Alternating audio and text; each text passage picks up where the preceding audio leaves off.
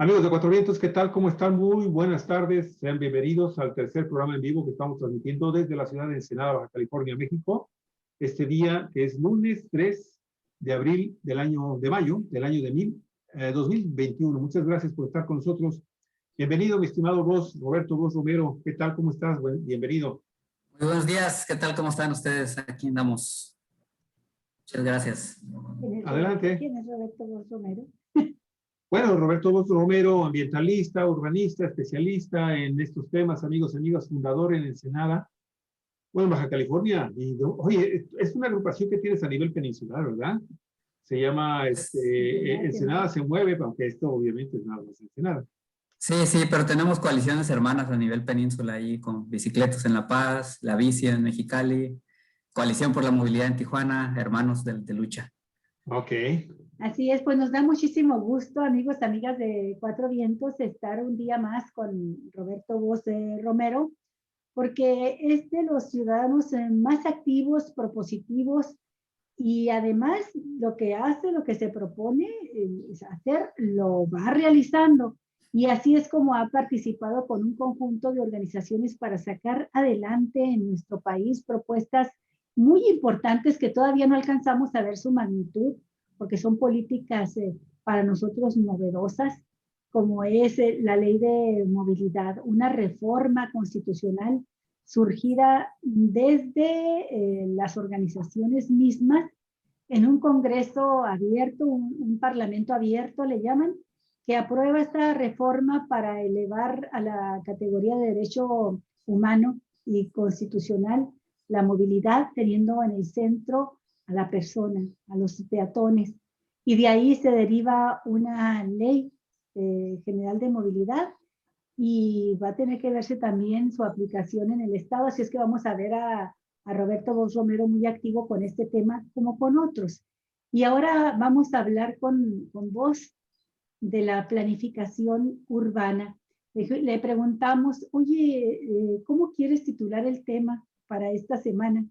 Y dijo, planificación urbana, coma, de platos rotos y corrupción. Y caray, no sabe uno si reír o llorar. Pero lo cierto es que estamos en plena campaña electoral, vos. Debiéramos estar escuchando ahorita las propuestas de los candidatos de los diferentes partidos a la presidencia municipal de Ensenada, fundamentalmente, y escucharlos hablar de sus propuestas de planificación urbana. Tenemos una ciudad destrozada, con un montón de baches que ya forman parte del patrimonio, del patrimonio urbano cultural de este pueblo porteño. Tenemos una ciudad que vive en la oscuridad, en muchos sentidos, pero en sentido literal, con un alumbrado público por el que nos endeudaron. Gilberto Irata Chico, el alcalde, nos endeudó hasta las cachas para cambiar el alumbrado público, prometió que tendríamos un alumbrado de primer nivel, dijo la ciudad más iluminada de la República, luego corrigió y dijo del norte de la República, y resulta que no es ni siquiera la más iluminada de la colonia más elegante de la ciudad. O sea, una boca de lobo, ¿no? Con un alumbrado público pésimo. Y bueno, no se diga lo demás, el trazo urbano, los espacios públicos, los espacios verdes, el sistema de transporte, todo lo que tendría que ver con una planificación urbana que nos permita vivir con cierto grado de dignidad a los habitantes de esta ciudad. Eso yo lo planteo de entrada para que tú nos digas qué es lo que está pasando, qué esperas y qué debiera ser la propuesta de un gobierno democrático, un gobierno que se constituyera en esto que les gusta decir, la esperanza de los baja californianos, de los ensenadenses. Adelante vos, bienvenido. Bien, pues, muchas gracias, Javier y Olga. Sí, pues básicamente hablar de este tema y como desde hace tiempo estoy poniéndolos al día, ¿no? ¿Cómo va esto del el derecho a la movilidad, ¿no? Que ya es de rango constitucional y que obliga a nuestros gobiernos a definir una política pública de movilidad y seguridad vial.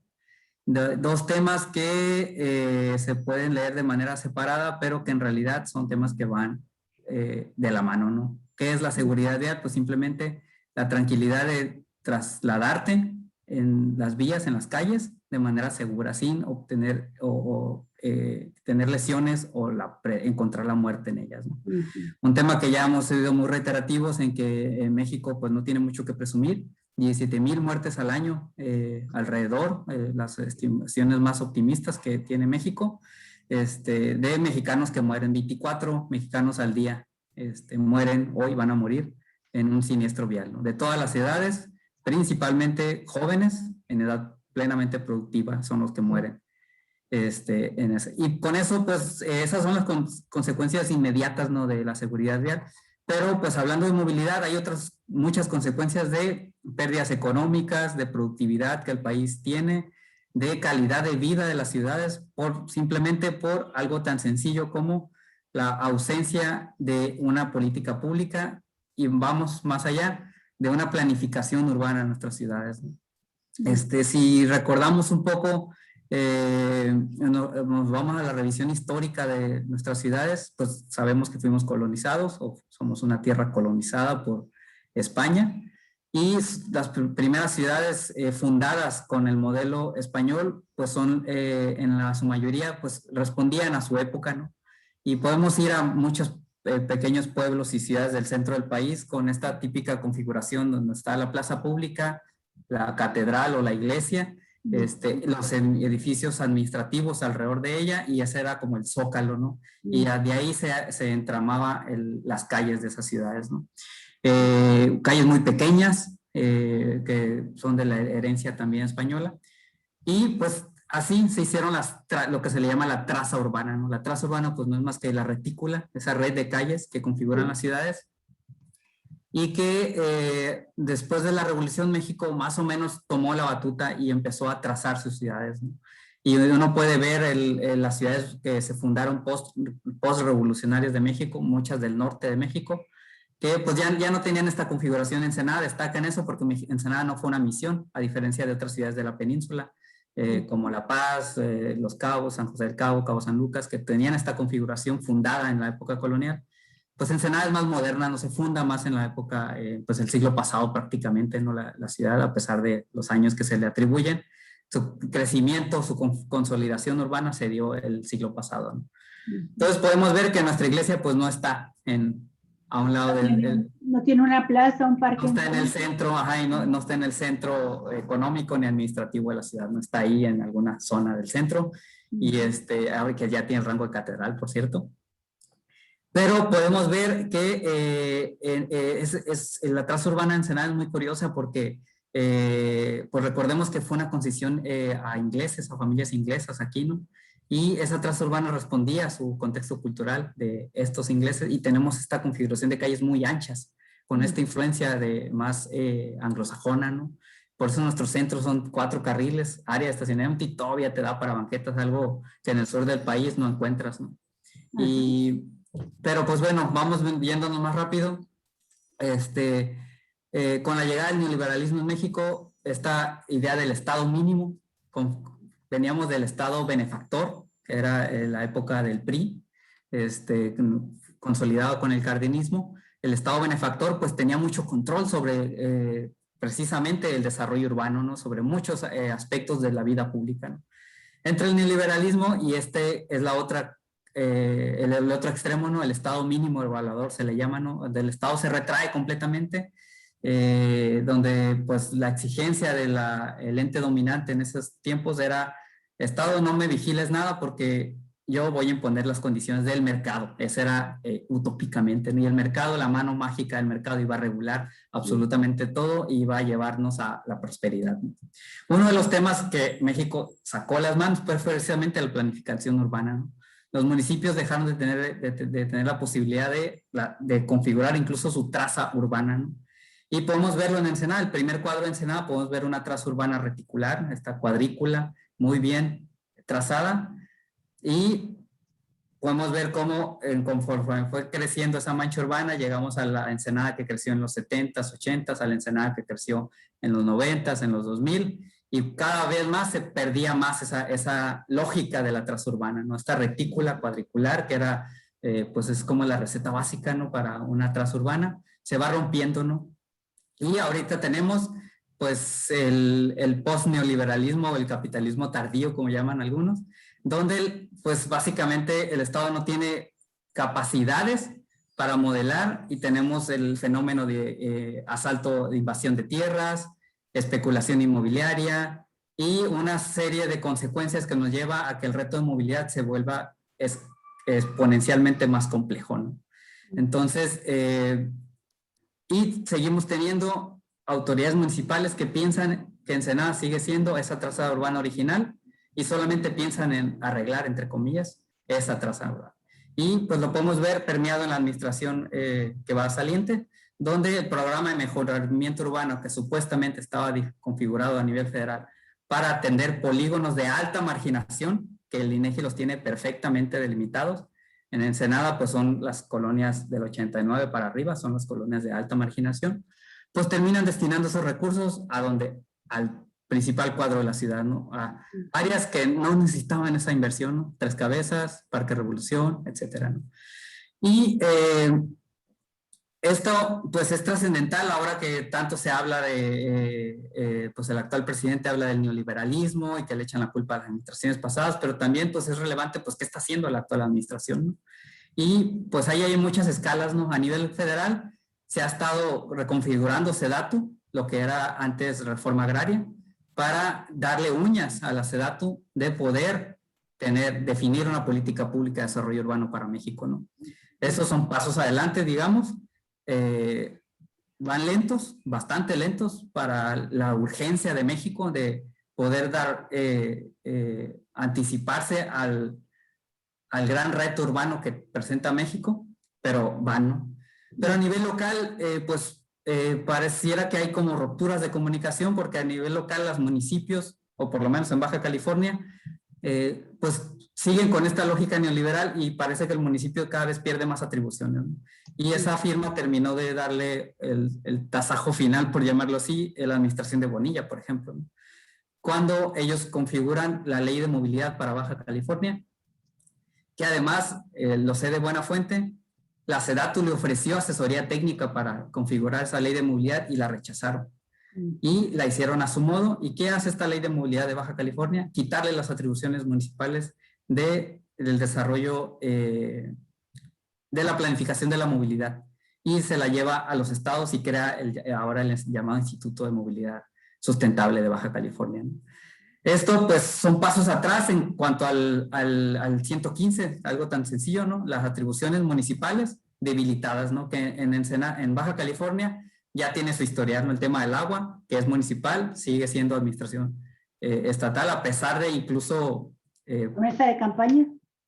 Promesa de campaña, que son promesas de campaña y que además que tienen procesos administrativos concluidos donde el Estado le dice, tienes que regresarle al ayuntamiento la administración del agua y simplemente se hacen los oxisos, ¿no? Lo dejan como letra muerta y pareciera, como lo dije en la intervención pasada, como si Baja California quisiera como romper con el pacto federal y hacer las cosas a su modo, ¿no?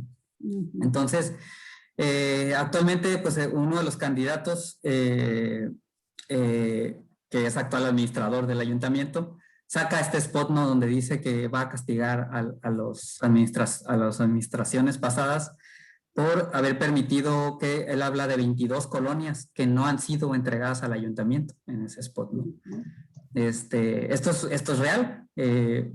Parte de esa problemática fue cómo el Estado quedó tan minimizado y tan vulnerado que ni siquiera tiene para inspectores, ¿no? Para algo tan sencillo como para ir a verificar si una autorización las está cumpliendo en forma, ¿no? Un desarrollo inmobiliario. Y pues tenemos la época de Fox con estas casitas geo, las pichoneras, como les dicen, que pues terminaron rezagándonos urbanísticamente, creando retos sociales por conflictos, básicamente porque llevaron a un mínimo el desarrollo, el crecimiento de nuestras generaciones. Nuestra niñez crecía hacinada, en espacios con muy poca calidad y además en este pretexto, porque la verdad ha sido un pretexto y una omisión de todas las administraciones y la presente no es la excepción, es que a mí no me han entregado esa colonia, entonces yo no le voy a dar agua, no le voy a dar luz y a regañadientes le doy educación porque es un derecho humano, ¿no? Entonces, esta administración dice que va a castigar y pues básicamente en sus 2 años de oportunidad no ha hecho absolutamente nada, ¿no?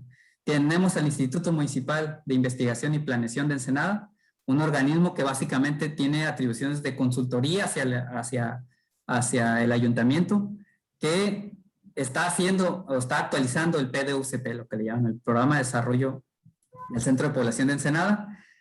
Hizo la consulta ahora en diciembre, una consulta hecha en periodo, época navideña.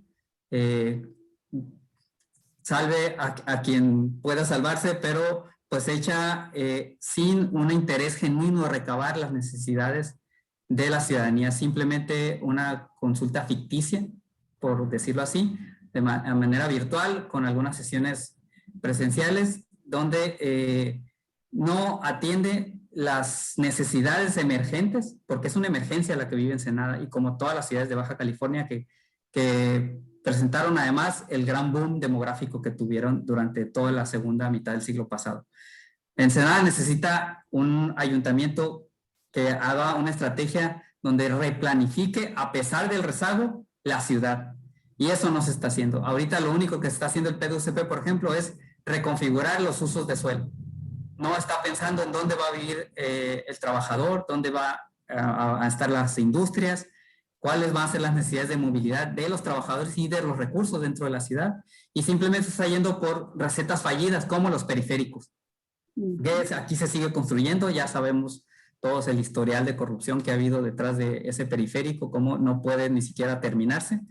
Pero los anillos periféricos han resultado un gran quebradero de cabeza para muchas ciudades mexicanas, dígase Morelia, Puebla y muchas del centro del país, donde estos anillos periféricos se presentaron en su momento como la gran panacea para la movilidad y resultaron en ser propiciadores, ahora sí, por eso le llamé este título, del plato roto, ¿no?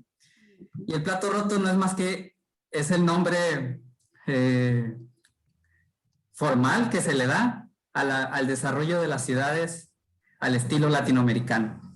¿Qué significa esto?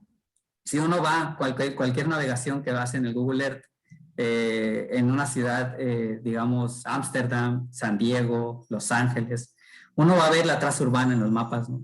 Y vas a ver cierta lógica en esa, cómo se configuran, dónde están las zonas industriales, las zonas comerciales. Vas a ver mucha intuición lógica en eso, ¿no? Porque son ciudades planificadas. Entonces, en Latinoamérica, con la transición de lo rural al urbano, de la vida de los mexicanos y de los latinoamericanos, se configura este modelo de desarrollo, si podemos llamarle modelo, porque en realidad es simplemente el caos de plato roto. Y porque cuando vamos a un mapa de una ciudad moderna mexicana, vamos a verlo de arriba como cuando un plato cae sobre el piso, ¿no? Cómo se hace pedacitos, unos pedazos más grandes, otros más chicos.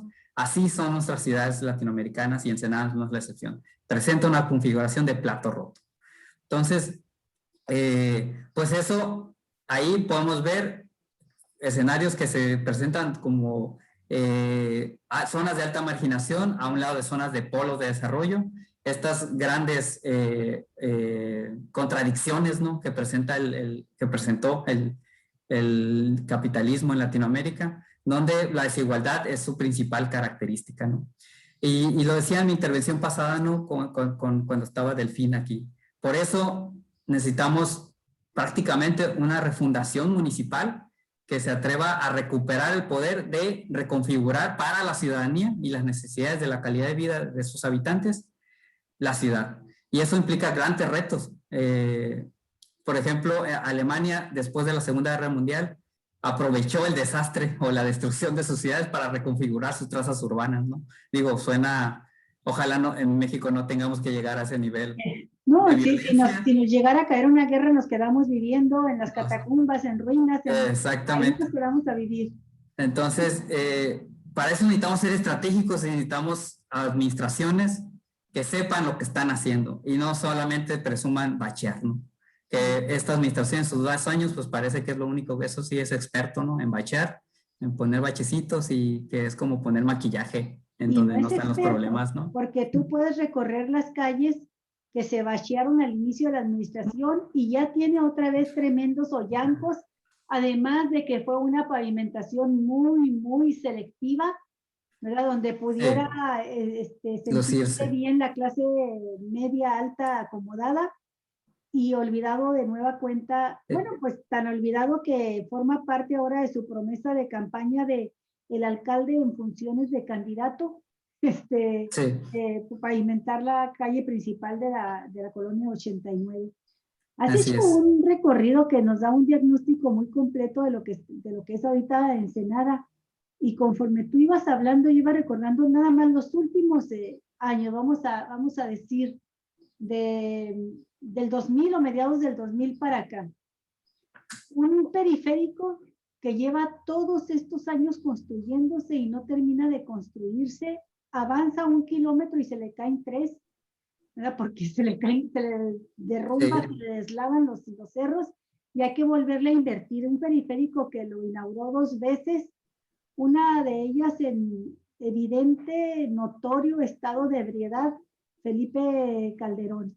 Yo creo que se le olvidó que ya lo había inaugurado y vino y lo inauguró otra vez, Sí, y todavía no estaba ni está en funcionamiento, no estaba ni en un 1% en funcionamiento, todavía no está al 100 en funcionamiento, ni se ha concluido.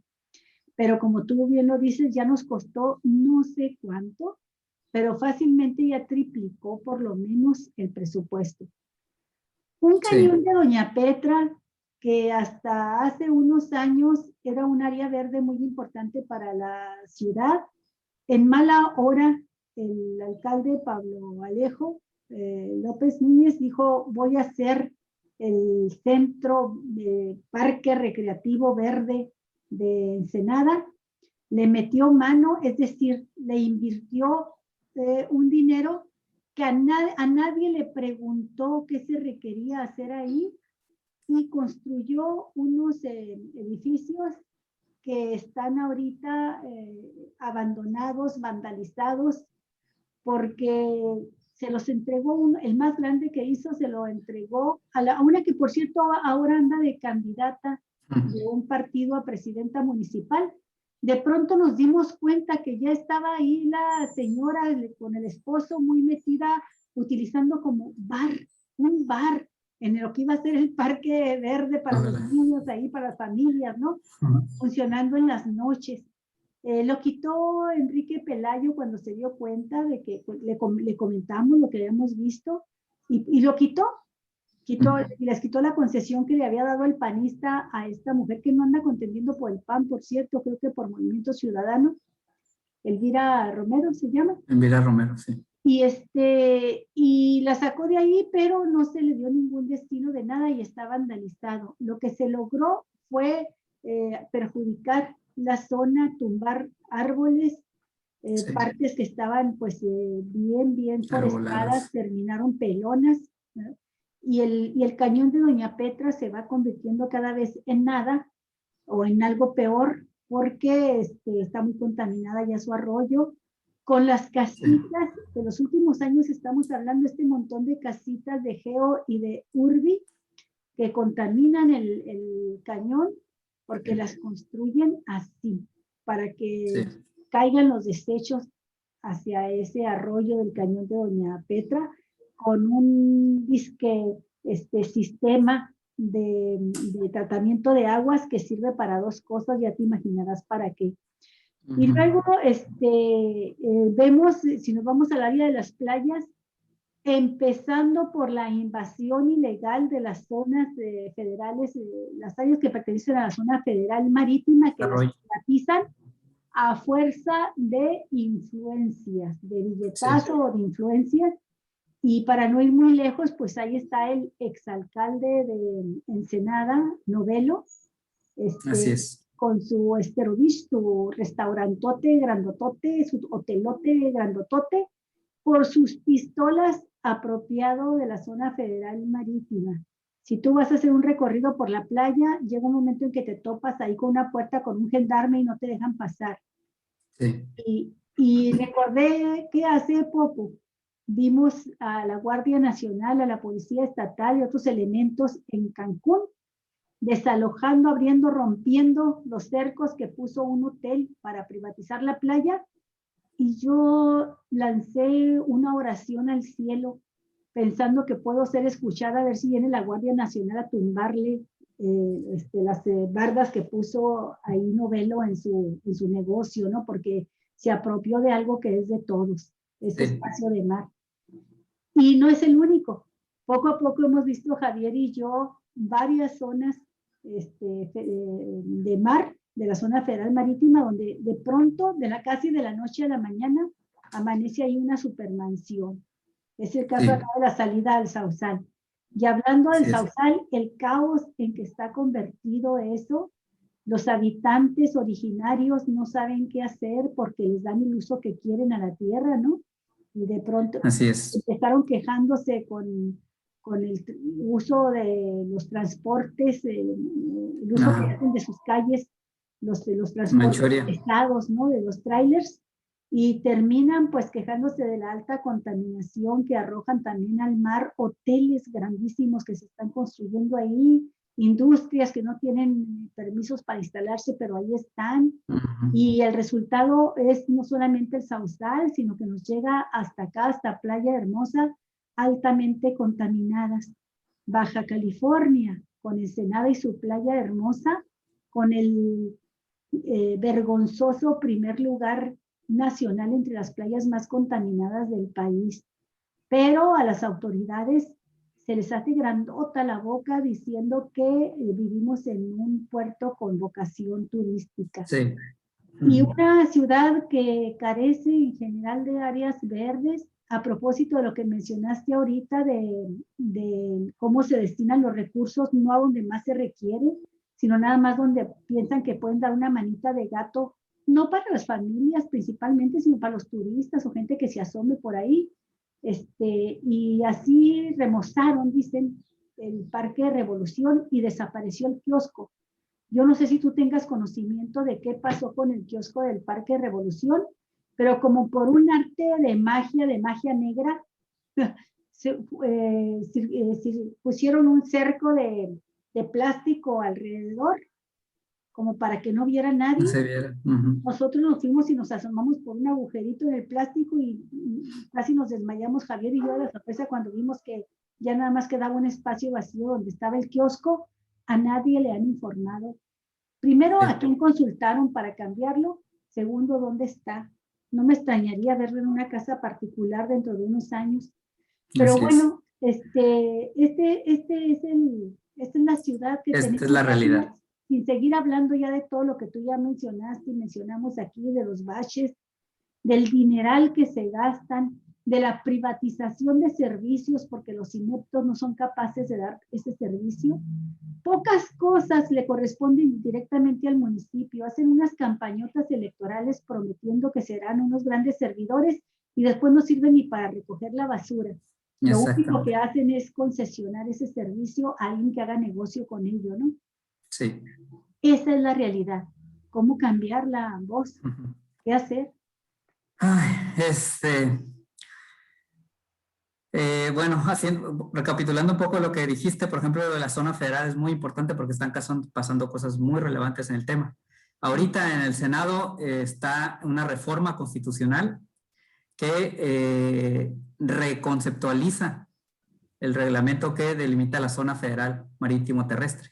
No sé si les tocó revisarlo, pero ha habido una campaña, y pues voy a usar palabras del presidente, aunque no les guste a muchos, de desinformación, decir que se está reduciendo la zona federal marítimo terrestre de los 20 metros tradicionales a los 10 metros, ¿no?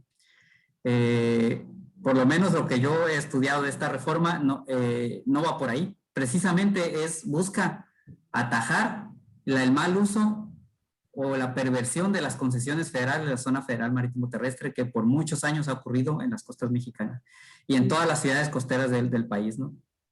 ¿Qué es lo que hace la propuesta? Divide la zona federal en dos zonas. 10 metros que no son concesionables, así, por decreto. Y 10 metros que son concesionables. Actualmente el esquema actual es los 20 metros son concesionables y con ese pretexto muchos hoteleros, especuladores inmobiliarios, etcétera, han especulado con esos 20 metros para bloquear el acceso o el derecho constitucional que tenemos los mexicanos del libre acceso a las playas y espacios públicos, porque las playas son públicas en México, ¿no? Tenemos este rasgo, esta gran defensa que tenemos que hacer los ciudadanos de esta definición de la zona federal, ¿no? Como un ámbito de interés público, que tiene, además del uso recreativo, temas de soberanía, ¿no? Por eso no se concesionan las costas, ¿no? De estrategias militares, etcétera. Entonces, esta propuesta es muy interesante porque divide la zona federal en la zona concesionable y la zona no concesionable.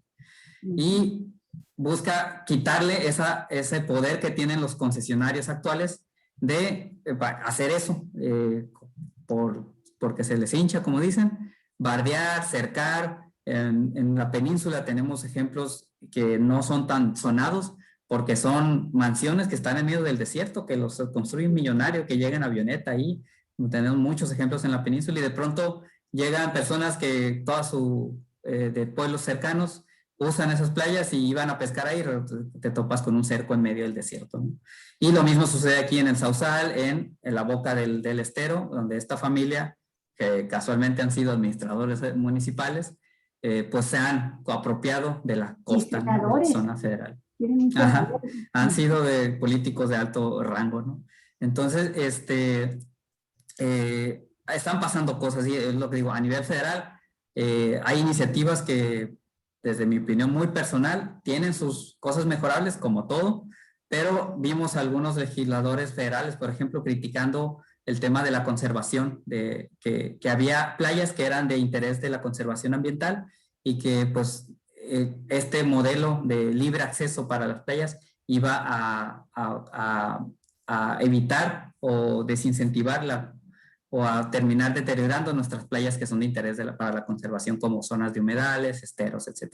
Y es muy diferente, hay un esquema en CONAMP, en áreas naturales protegidas, que son acuerdos de destino, que son muy diferentes a las concesiones, ¿no? El Estado no se retrae en los acuerdos de destino, al contrario, busca cómo preservar esos sitios a través de esta institución que es federal, la Comisión Nacional de Áreas Naturales Protegidas. Pero bueno, ya me desvié.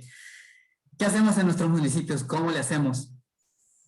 Voy a sonar a disco rayado, pero no nos queda más que socializar y hacer público las omisiones de nuestros funcionarios.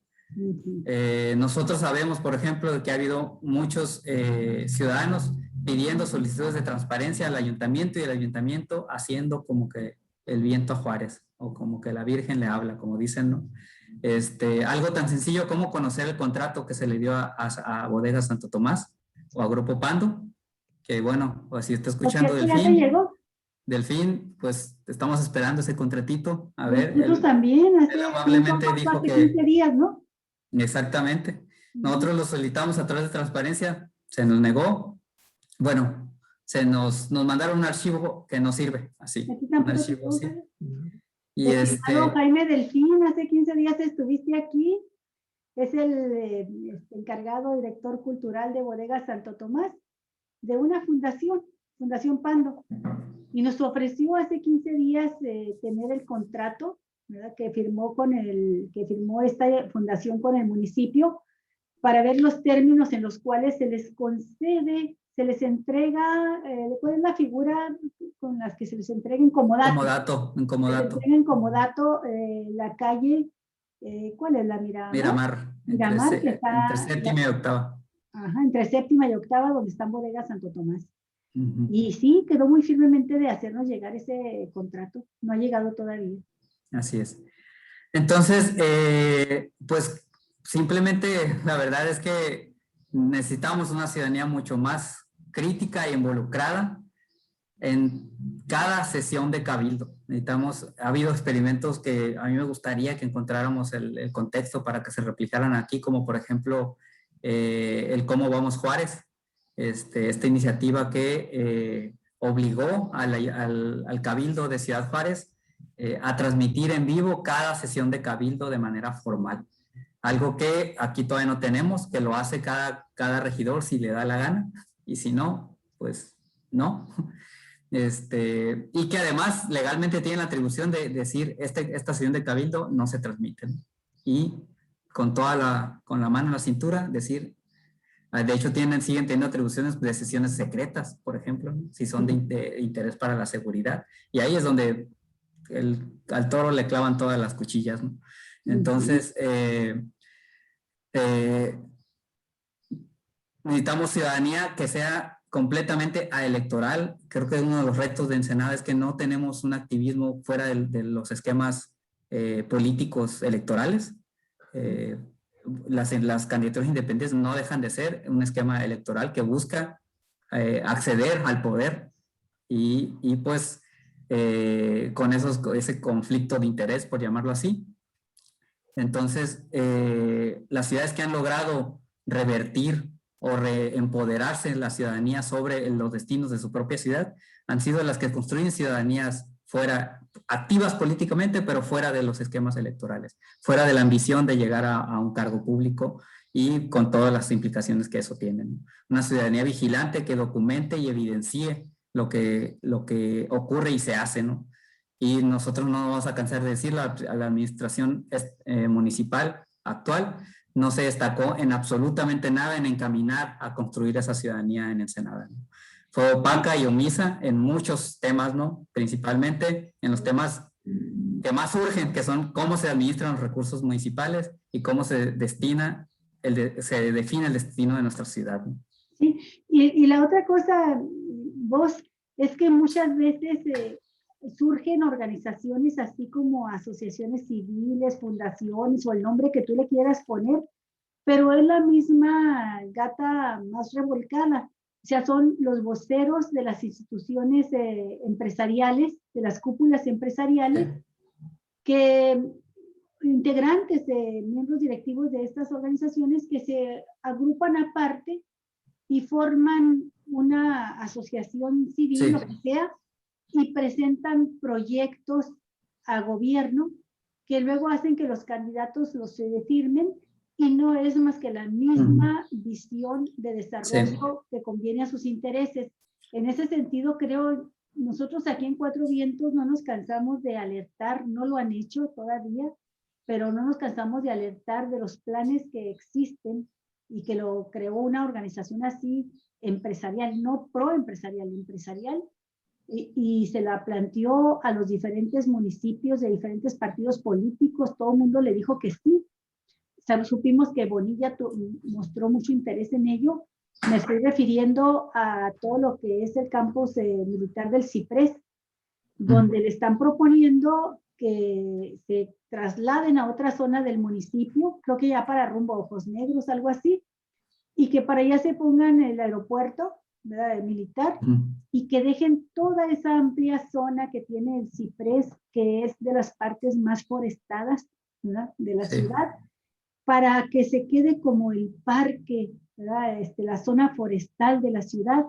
Pero ya cuando entras un poquito a la información, te das cuenta que lo que están proponiendo en realidad es una mini ciudad elitista, donde incluso incluye hasta unas mansiones, algunos terrenos para mansiones, bancos, supermercado, varias cosas como para que la élite, ¿cómo le dicen? La crema, la crema, se vaya a vivir ahí, ¿no? Sí. Entonces es otro espacio que pierde o perdería la ciudad entera, ¿no?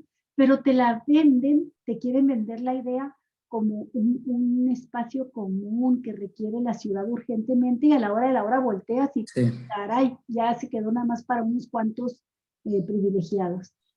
Sí, completamente de acuerdo. Y ahí pues creo que por ahí ha habido mucha polémica en la reconfiguración de la relación del gobierno federal con las asociaciones civiles, ¿no? Ahora la nueva administración ha sido muy recelosa de con cuáles sí y cuáles no, precisamente porque, pues para empezar, la estafa maestra, ¿no? Sí. Y todas estas, ya no sé cuántas estafas maestras se han evidenciado en México, pero en todos los ámbitos industriales ha habido, ¿no? En Pemex, en esta de las universidades y en la de no sé cuánto, en donde se crearon estos institutos o estas organizaciones o estas empresas fantasma o pantalla para desviar recursos, ¿no? O privilegiarse con supuestamente buenos proyectos para la ciudadanía, ¿no? Y terminaron siendo proyectos concesionados o proyectos entregados a constructoras del pariente, del primo, del no sé quién, de no sé cuánto, ¿no? Y el caso de Ciprés no es la excepción. En los pocos documentos que se hicieron públicos al respecto, al leer las letras chiquitas era muy claro que era un esquema privatizador del parque, ¿no? Perdón, del área militar del Ciprés, ¿no? Que básicamente lo único que quería era privilegiar a un sector económico que iba a poder comprar esas casas, y pues para esas pocas familias que en Ensenada iban a poder comprar esas casas, pues casi le podemos poner apellido, ¿no? ¿Quiénes iban a vivir ahí? Sí. Y uno se queda pensando, no, pues si van a hacer eso, mejor que continúe como está. Pues sí. Por lo menos tenemos ahí una cantidad de árboles que aunque no podemos entrar directamente a disfrutarlos, pues algún beneficio ecológico deja que haya una zona arbolada tan grande, ¿no?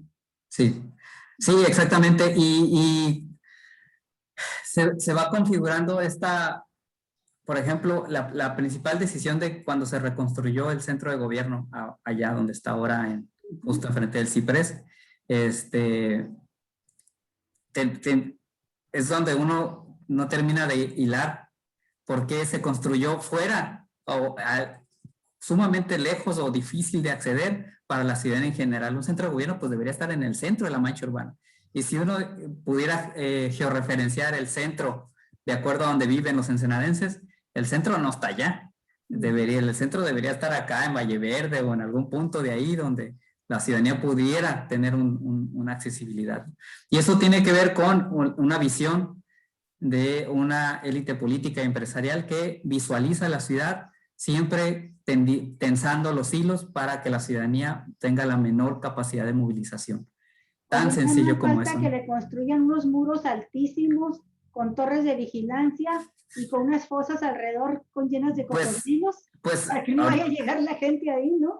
Pues ahí está la policía atrás del ayuntamiento y ya tiene las torres, así que no nos falta mucho. Ya están ahí. Sí, las torres ya están, no faltan los cocodrilos.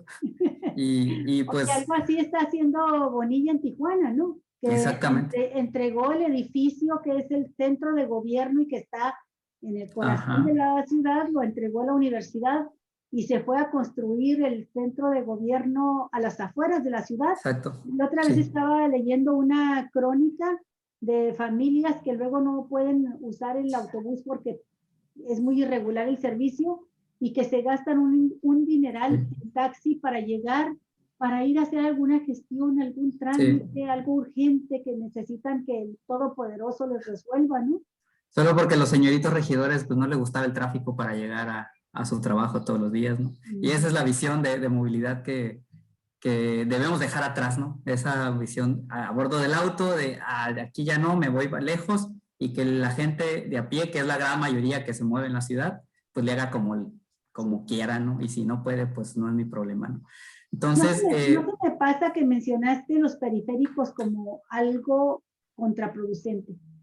Hay algo que, de los conceptos del nuevo urbanismo claves, que se le llama tráfico inducido.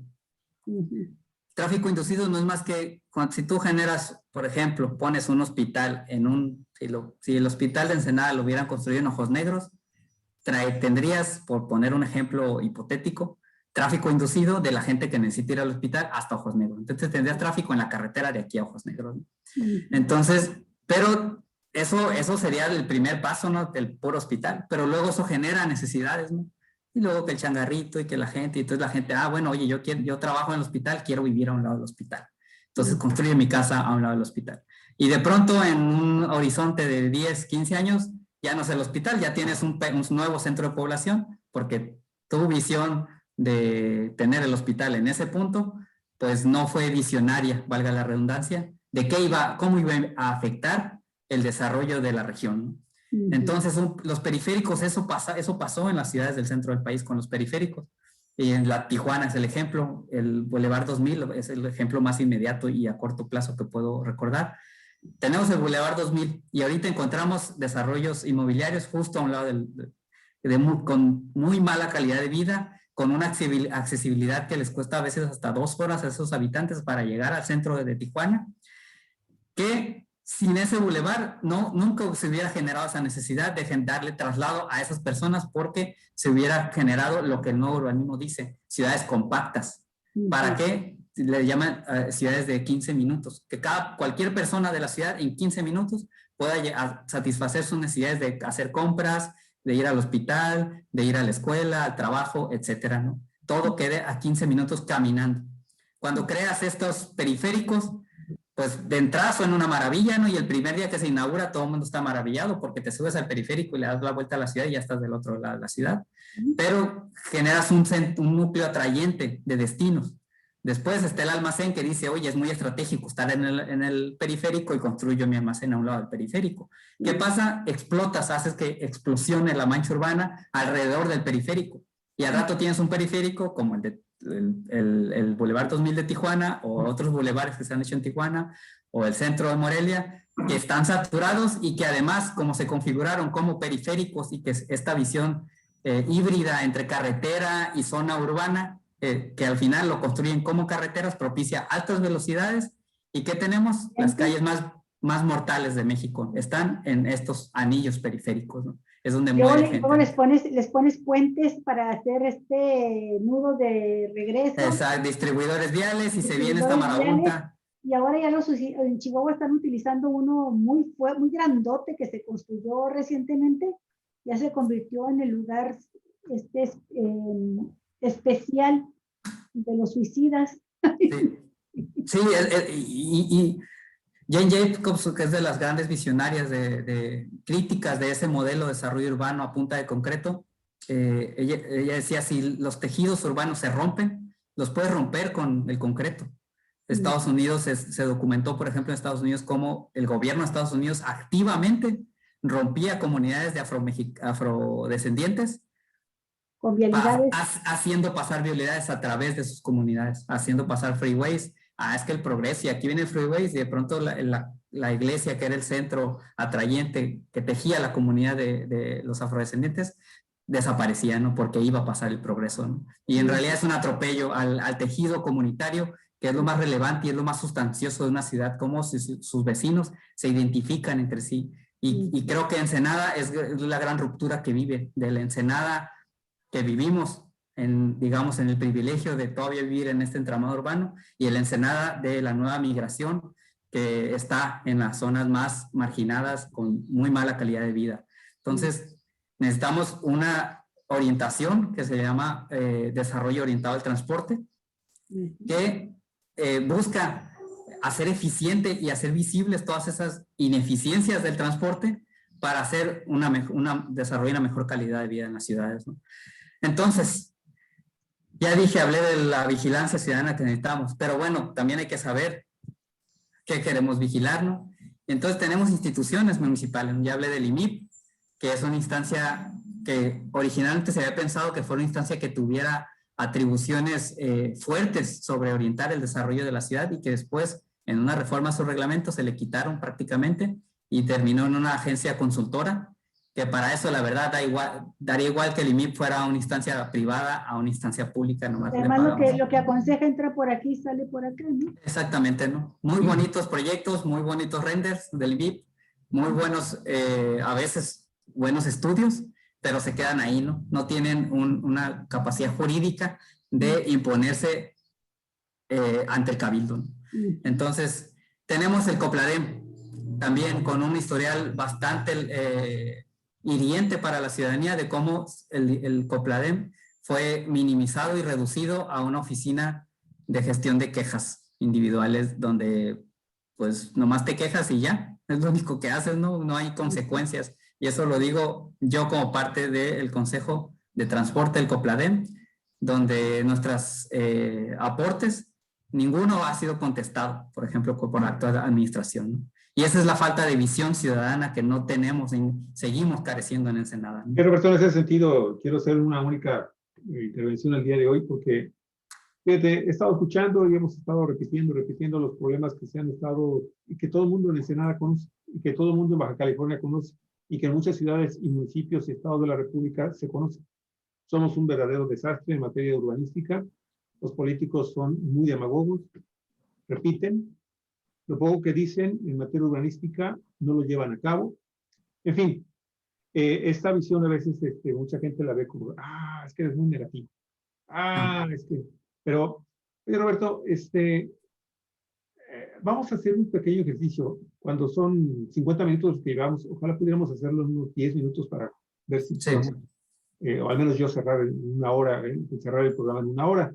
Pero me gustaría mucho, por ejemplo, que hiciéramos un ejercicio de medio utópico, medio idealista, ya sabes, todas las tonterías que luego uno piensa. Pero me gustaría mucho que tú te visualizaras ya como un presidente municipal de Ensenada. Fíjate la respuesta, luego. Esa es una primera respuesta de los mexicanos, pero tradicionalmente, mi estimado Roberto. Y lo entiendo, porque yo también de inmediato me empiezo a reír cuando me dicen, oye, ¿qué tal si tú fueras diputado? Pero vamos a ponernos a pensar que tú fueras el presidente municipal, que en esta elección la inmensa mayoría de los votantes le dan cierto sentido a ese cuadrito que está hasta abajo en la boleta que dice ciudadanos sin registro, candidatos sin registro, que sacas el 80% de los votos. Sí. Vamos pensando que las autoridades, vamos pensando que las autoridades también, estamos hablando tópicamente, ¿no? Sí. Las autoridades, mira, ganó Roberto Bosch, es impresionante, le reconocemos y órale, Roberto, ponte a trabajar. Candidato sin registro y gana. Sí. No, pues. Desde tu punto de vista, Roberto, ¿qué harías en materia urbanística? ¿Qué harías? O sea, ya déjate ahorita o sea, sí, susténtate en la teoría, pero ¿qué harías para que esta ciudad en 3 años pudiera comenzar a transformarse? No, bueno, no quiero utilizar la palabra transformación porque eso ya suena político, pero ¿qué harías por cambiar, por modificar, que esta ciudad fuera realmente urbanísticamente más amable con los ciudadanos? Pues primeramente, y más allá de hablar de proyectos en concreto, lo que hay que hacer o lo que tiene que hacer una administración que realmente se atreva a actuar de manera emergente, como lo ocupa Ensenada, es sociabilizar, una amplia estrategia de socialización del contexto de cómo se encuentra nuestro ente público, que es el ayuntamiento. ¿Cuántos ingresos tiene? ¿Quién paga prediales? ¿Quién no paga prediales? ¿Cuántos negocios están siendo omisos en cubrir sus cuotas? Porque, y ahí vamos a hablar de temas sumamente impopulares. ¿Quién está pagando impuestos? Y realmente si esos impuestos están siendo proporcionales a su actividad económica, a los beneficios. Recordemos que el principio elemental de un impuesto es que el Estado te cobra lo que tú, el usufructo que estás obteniendo, tanto de la ciudadanía como del gobierno, porque la ciudadanía a través del gobierno te está ofreciendo como servicios de agua, servicios de luz, calles pavimentadas, servicios administrativos, seguridad pública, etcétera, ¿no? Esos son los impuestos, ¿no? Si tú tienes un pequeño negocio o un gran negocio o eres un especulador inmobiliario, todo eso se sustenta en el gobierno, en cómo el gobierno permite la gobernanza de la ciudad. Cuando ese gobierno se hace mínimo, pasa lo que pasa, un caos, ¿no? ¿Por qué? Porque el gobierno se hizo chiquitito. Entonces, hay que socializar el Estado de nuestra institución municipal para poder definir, tener como esa línea base, ¿no? Para mí, el primer año sería prácticamente eso, ¿no? Hacer visibles las amarras, cuáles amarras tenemos y cuáles están sueltas, ¿no? Ok, y decirle a los ciudadanos, ¿saben qué, ciudadanos? A calzón quitado les digo, no vamos a tener nada más. El único objetivo de este año es esto. Ok, ¿sabes? Sí. Primer año. Y una reingeniería de la administración municipal. Y entonces es revisar cada instituto que si hace su trabajo, si está cumpliendo sus objetivos orientado en resultados. Así de sencillo. Para entonces los proyectos, ahora sí, con esa reingeniería de la administración, sean orientados o sean sustentados en estudios, participación ciudadana y en la mejor evidencia técnica y científica en beneficio de la colectividad, de la amplia colectividad en Ensenada, ¿no? Y entonces tendríamos proyectos sumamente estratégicos. Podríamos encontrar, ahora sí, lo que le llaman ahora vamos al tema urbano, la acupuntura urbana. Antes de que pasaras al segundo año, a ver, al menos las últimas 3 administraciones municipales han dicho que al inicio de su trabajo, que contratan a empresas para que les hagan una reingeniería del municipio. O sea, ¿es esto lo que tú estás pensando hacer o...? No. No, la reingeniería, para eso, si algo sea, por ejemplo, ha habido varios regidores que se quejan muchísimo de lo obesa que es la nómina municipal, ¿no? Por ejemplo, visibilizar eso y echar mano, porque eso es mano de obra, ¿no? Y además, muchas veces mano de obra subutilizada. Vamos al ejemplo del IMIP. ¿Cuántos empleados tiene el IMIP? Si no mal recuerdo, anda alrededor de los 20. Gente técnica, con preparación, que está ahí subutilizada, que podría andar haciendo, como dice algunos, haciendo suela, levantando, documentando, evidenciando, y entonces sí llevando a estudios técnicos las necesidades de la ciudad para tener proyectos estratégicos y que nos permitan solventar problemáticas específicas, ¿no? Entonces, contratar empresas es no quererte hacer cargo del problema, es, bueno, tú dime qué es lo que tengo que hacer, y además, pues le pago aquí a una consultoría, ¿no? Y pues ellos hacen trabajos muy bonitos, ¿no? Les digo, en la arquitectura es muy común eso, los renders, ¿no? La consultoría es como el render de la administración o de la ingeniería administrativa, ¿no? Es bueno, te van a hacer un estudio y te van a decir todo lo que está mal, pero tú tienes que hacer el diagnóstico. ¿Por qué? Porque así te empapas realmente de los problemas que están. ¿No? Es pantalla solamente, es pantomima completamente. Contratar una consultoría es no quererte enterar de los problemas de la ciudad. Entonces tú como presidente municipal dices, a ver, 15 días vamos a ver seguridad pública. Sí. Y luego vamos a bienestar. Y otros nada más deporte. Sí. Así 3 días. Sí, tú estando presente y dando instrucciones, trabajando. Sí. Okay. Sí. De mano con el cabildo y de mano con los propios trabajadores de seguridad pública en su caso. ¿Ciudadanos viéndote alrededor? ¿Ciudadanos? Claro, completamente. Viendo lo que estás haciendo. Sí, completamente. Sí, así. Luego, segundo año. Y entonces, llevar a cabo esa reingeniería que permita encontrar, y para mí es para casos emergentes de urbanismo de emergencia, una de las mejores herramientas es la acupuntura urbana, ¿no? Que le llaman, ¿no?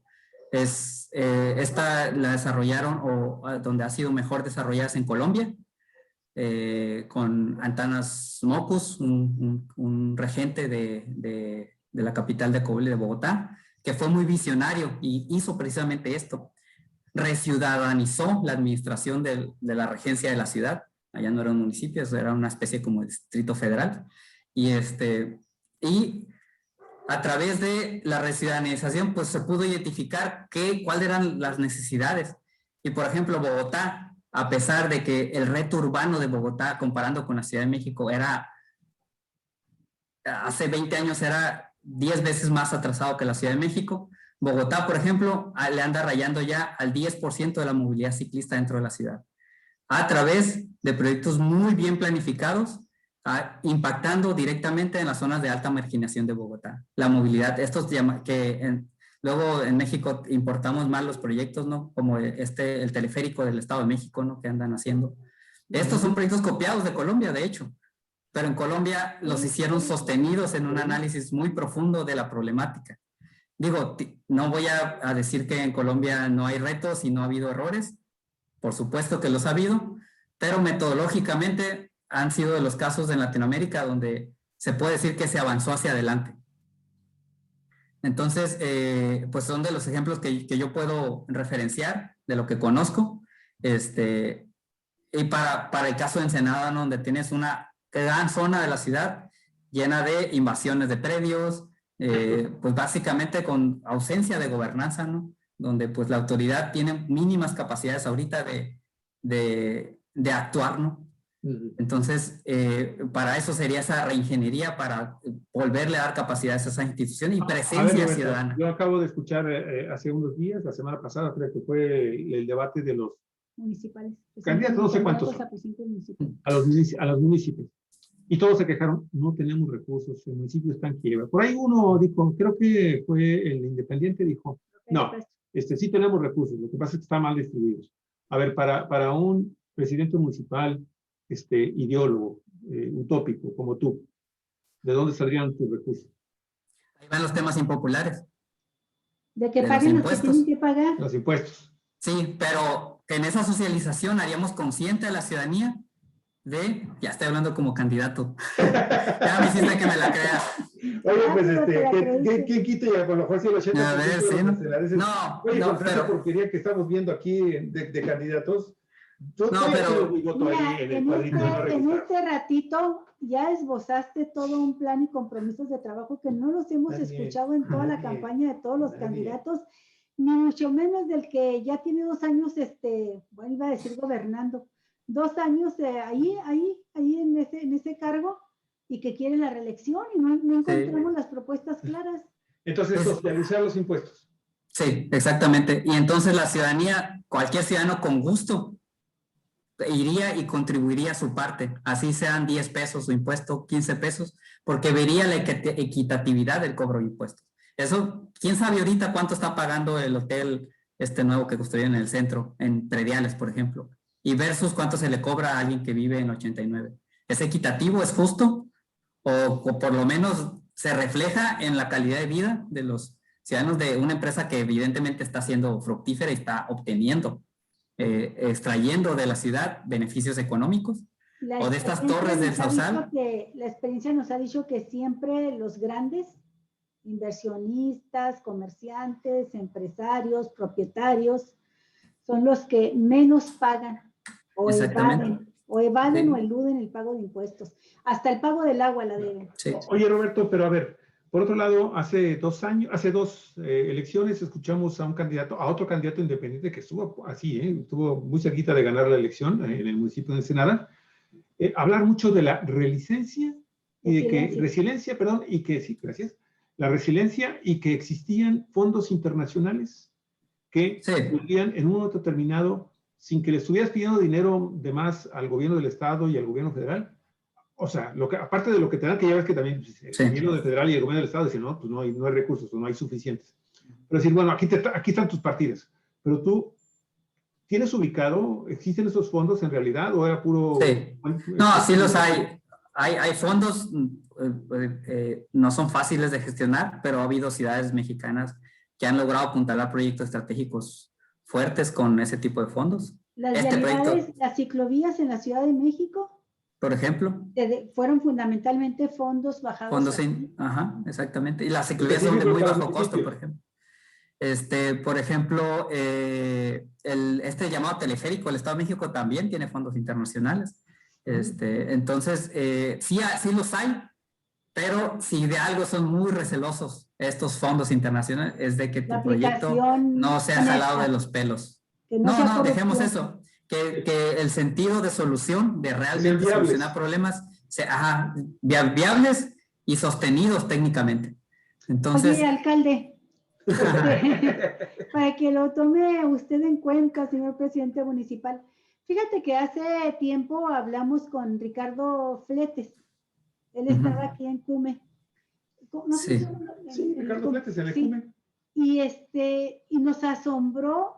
Se dedicó él unos días a meterse a ver cuántos proyectos había que pudieran de algún modo, con cierto ingenio, inteligencia, atraerlos a Ensenada para pavimentación, que era lo que él estaba, su área, ¿no?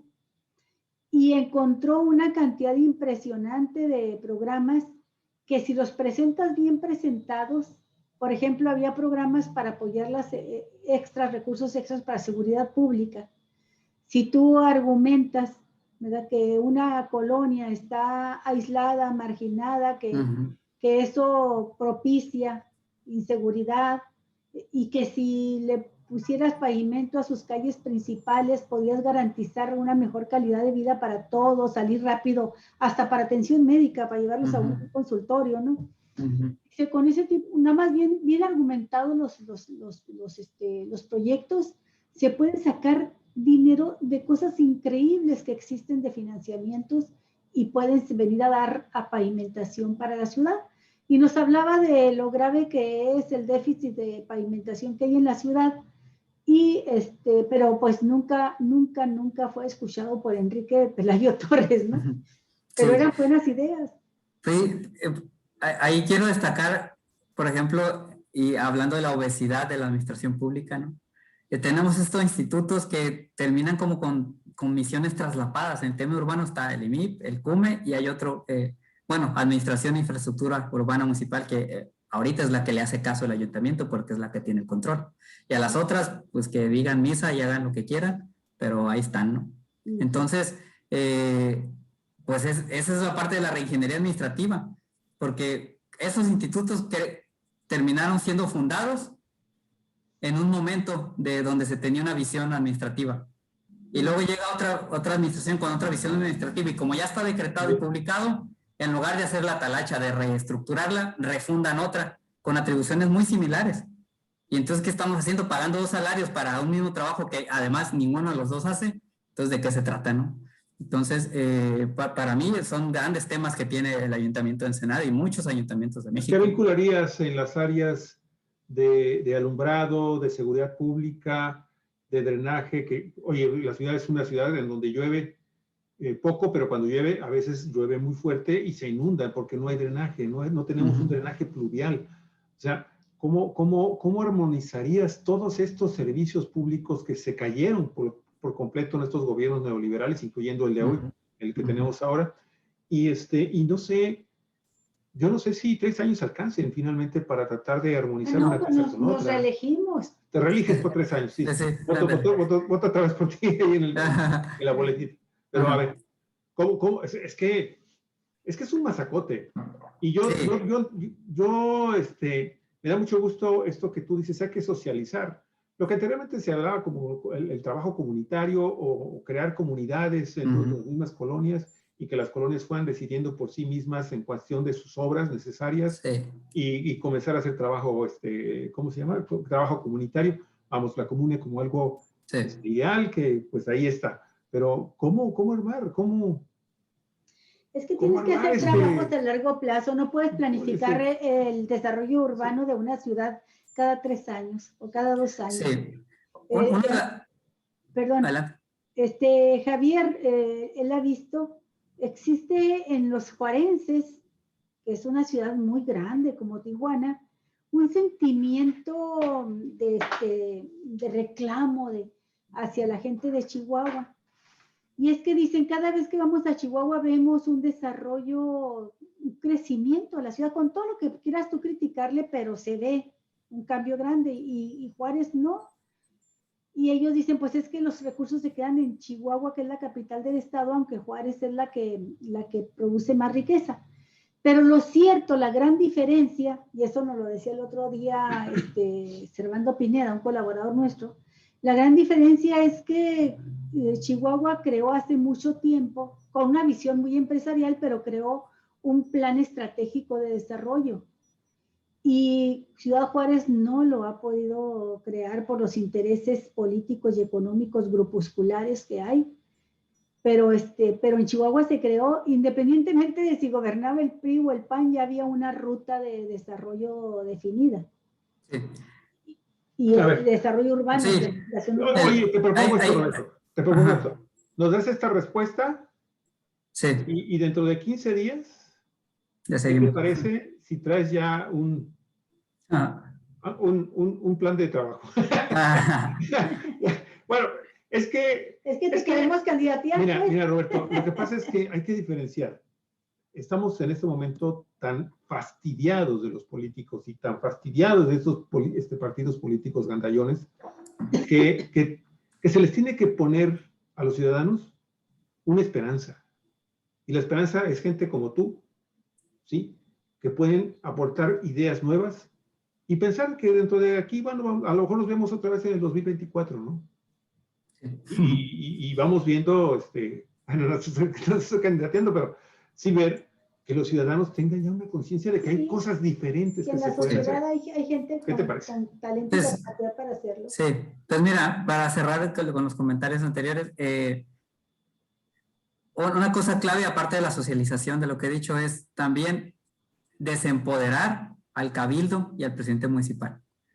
Para cómo a través de la profesionalización de las entes de la administración pública, llámese administración urbana, infraestructura, etcétera.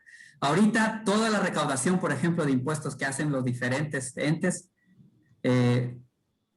y los diferentes impuestos que hay en los diferentes esquemas a nivel municipal se van a una bolsa común y que el cabildo y el presidente municipal puede hacer y deshacer como quien sea. Entonces, eso siempre le va a dar al traste a cualquier instituto, llámese infraestructura, CUME, IMIP, lo que queramos, cualquier planificación. Si el cabildo ese día en la mañana se amaneció de malas y le da tachón y vuelta atrás y hace lo que sea, no hay manera de planificar. Sí, no se planifica incluso la recaudación y el flujo de recursos de la propia administración. Por ejemplo, voy a poner el esquema de cómo funciona lo poco que sé, no soy experto en el tema, pero los cabildos o el equivalente a cabildos en Estados Unidos.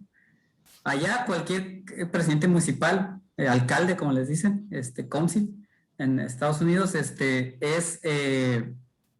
sabe que es casi una cara que básicamente es un regulador de mueve por aquí y allá.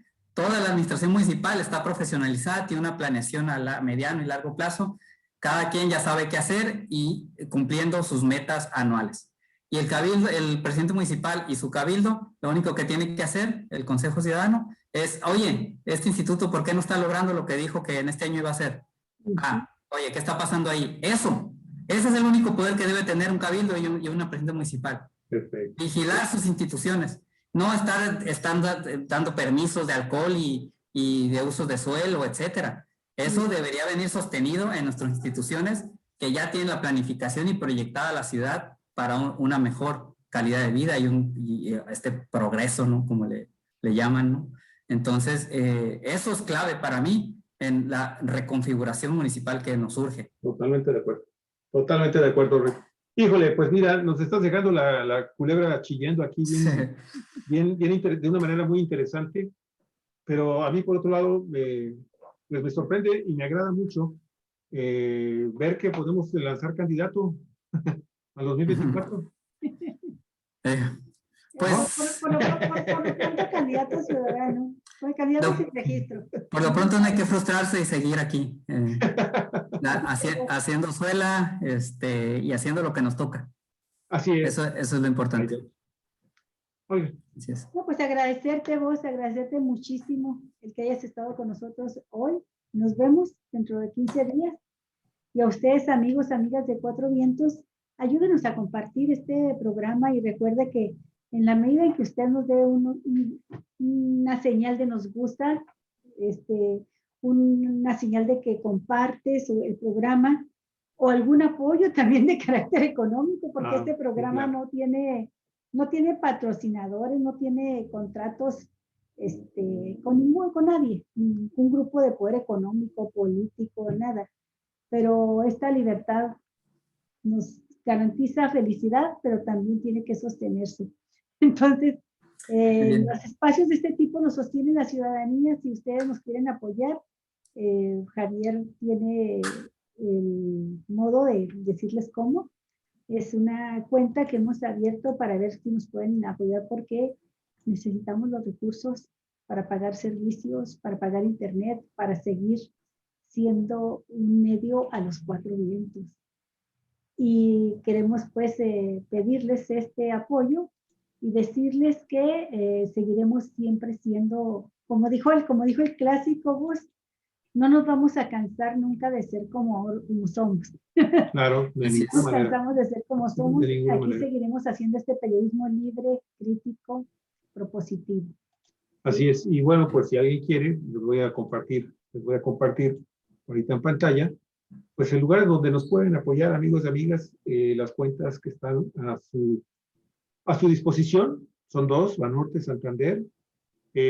Cualquier donativo que ustedes quieran hacer a Cuatro Vientos, se los vamos a agradecer muchísimo, porque con esto nos van a ayudar a seguir sembrando libertad y pues darnos independencia, mantenernos en independencia para que podamos tener finalmente programas como estos en donde pues de alguna manera comprobamos, usted puede comprobar perfectamente que sí hay opciones, que sí hay gente de un enorme valor que están haciendo ideas que a veces algunas de ellas, ¿a poco no, Roberto? Son de sentido común, ¿verdad? Sí, básico. Elementales. Pero ahí están los dos números de las cuentas que ponemos a su disposición, por si nos pueden ayudar pues se lo vamos a agradecer muchísimo. Muy amables, amigos y amigas. Muchas gracias, vos. Gracias a ustedes y que tengan muy bonito lunes y Muy bonita amable, semana. muchísimas gracias. Y bueno, yo quiero mandarle nada más finalmente un muy cariñoso y cordial saludo a Rommel Borbón Rosas. Rommel, hemos estado viendo todos tus comentarios, siempre estás participando en nuestro chat. Queremos agradecerte muchísimo. Tus opiniones aquí están, aquí se quedan.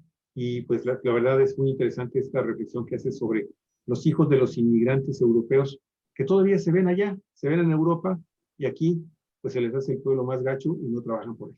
Muchísimas gracias, Rommel, muy amable. Bueno, ya que estamos en el momento de los agradecimientos a Manuel Figueroa, que fíjate, no nos acordamos porque nosotros no conmemoramos esta fecha, el 3 de mayo, para nosotros el Día de la Libertad de Expresión es el día 7 de junio, pero él recuerda que hoy es el Día del Periodista a nivel mundial y manda un saludo y un reconocimiento con muy hermosas palabras para Cuatro Vientos. Gracias. Muchas gracias.